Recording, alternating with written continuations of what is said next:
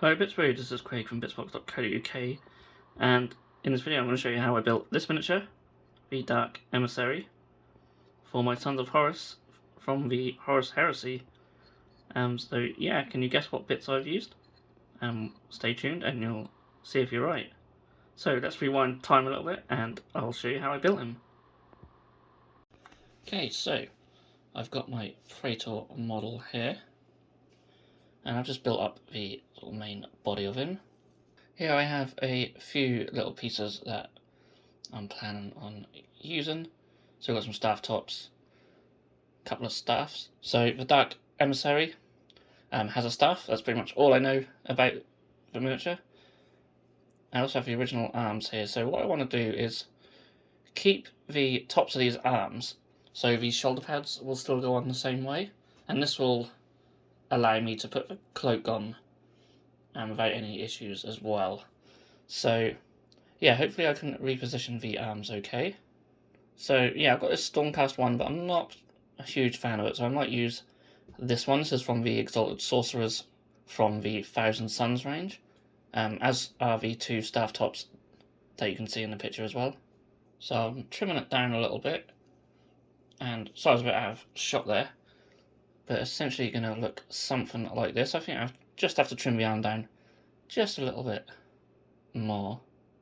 I've got the other arm as well, and I will do the same thing with the other arm, chopping it off so we keep the top, and then I'll just simply reposition the lower part of the arm.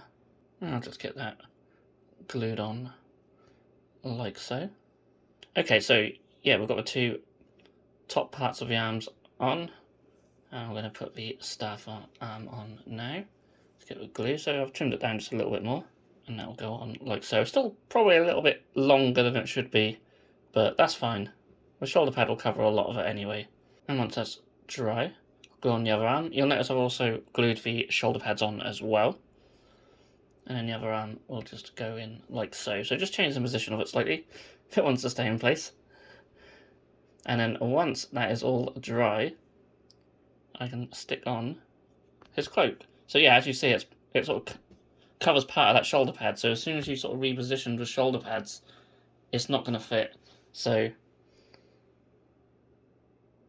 you know, it's easy enough just to change the arms slightly. So, and the main purpose of this video is to basically show you what you can and can't do with these miniatures.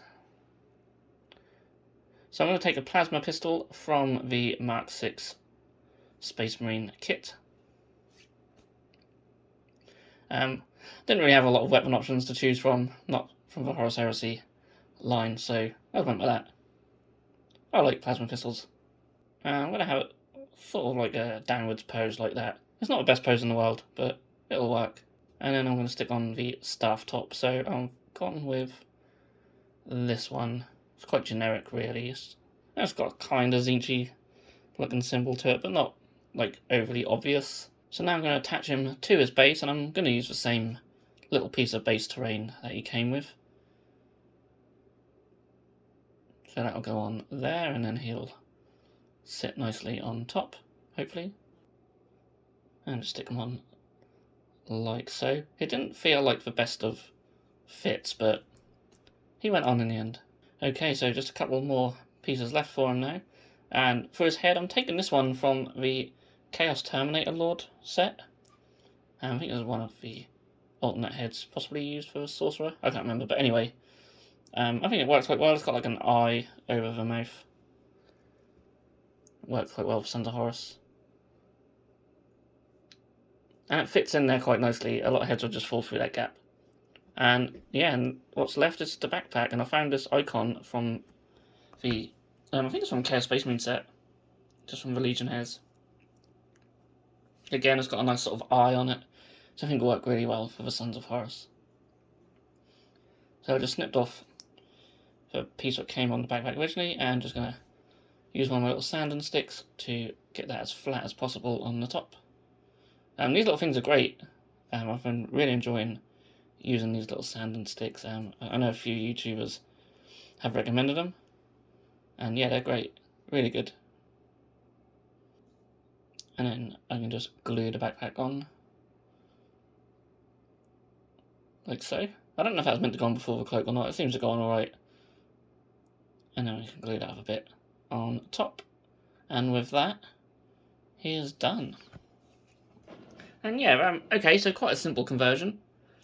Probably quite a short video.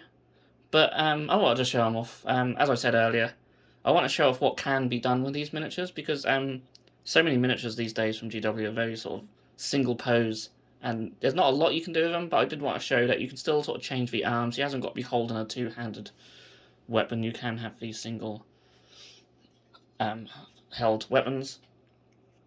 And yeah, I haven't seen any Dark Emissary miniatures online at the time of recording this. So here's one to hopefully give someone else some inspiration. But yeah, I hope you guys have enjoyed this video, and if you have, please do give it a thumbs up.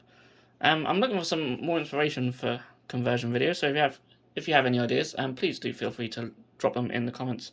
I've had some requests in the past that I haven't got round to, so I might do some of them at some point as well. But yeah, always looking for new ideas what to do with these videos. So yeah, anyway, thank you so much for watching. I'll see you all again very soon.